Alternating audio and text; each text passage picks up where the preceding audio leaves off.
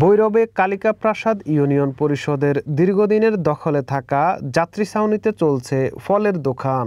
জেলার গুরুত্বপূর্ণ সড়ক ঢাকা কিশোরগঞ্জ ময়মনসিংহ আঞ্চলিক সড়ক ভৈরব শহর থেকে 4টি ইউনিয়নে যাতায়াত করতে ব্যবহার হয় এই সড়কটি।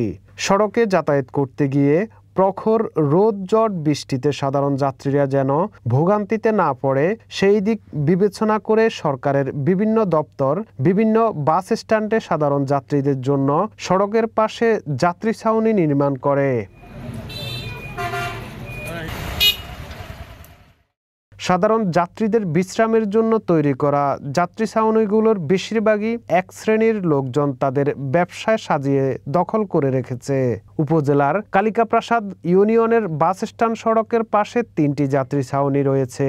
এসব যাত্রী ছাউনিগুলো অযত্নে অবহেলায় পড়ে থাকায় বিভিন্ন ক্ষুদ্র ব্যবসায়ীরা দখল করে ব্যবসা চালিয়ে যাচ্ছে বলে একাধিক অভিযোগ পাওয়া যায়। অভিযোগের ভিত্তিতে এর সত্যতা জানতে সরেজমিনে গিয়ে দেখা যায় এর দখলের চিত্র।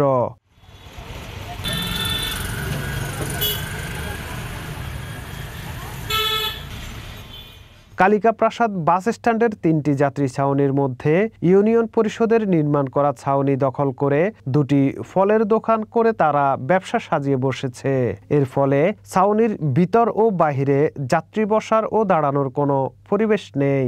এই ছাউনির পেছনে শাটারযুক্ত 2টি দোকানও রয়েছে।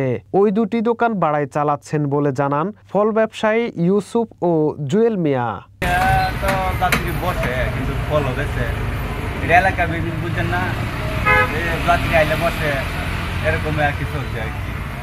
জায়গাটা বড় কথা না, বড় কথা নাই, বাস বাসি গাড়ি মানে এই ধরনের কোনো সুযোগ সুবিধা নেই। বসার তো কোনো পরিবেশই নেই এটার ভিতরে, বসবো বই পরিবেশ কি না দিন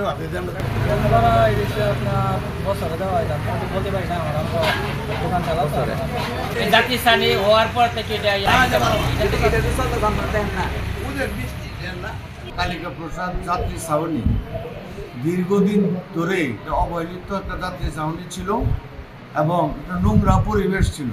সেটা আমাদের ইউনিয়ন পরিষদের মাধ্যমে আজকে 40 বছর আগে যাত্রী ছাউনিটা সৃষ্টি হয়েছিল। তারপরে ভিতরে 2টা দোকান আছে, দোকানগুলি ইউনিয়ন পরিষদ সেটা ভাড়া দেয় দোকানগুলি, কিন্তু সামনে যে ফলের দোকানগুলি সেটা বৃষ্টির কারণে সেটা মাঝে মধ্যে তারা সামনে আইসা যারা ফল টল বিক্রি করে, আমি তাদেরকে বলবো যাতে এই সামনে যাতে ফল টলগুলি বিক্রি না করে। আপনাদের মাধ্যমে জানাই দিতে চাই সবাইকে, যাতে সুন্দরভাবে সেই পরিবেশটা সৃষ্টি থাকে।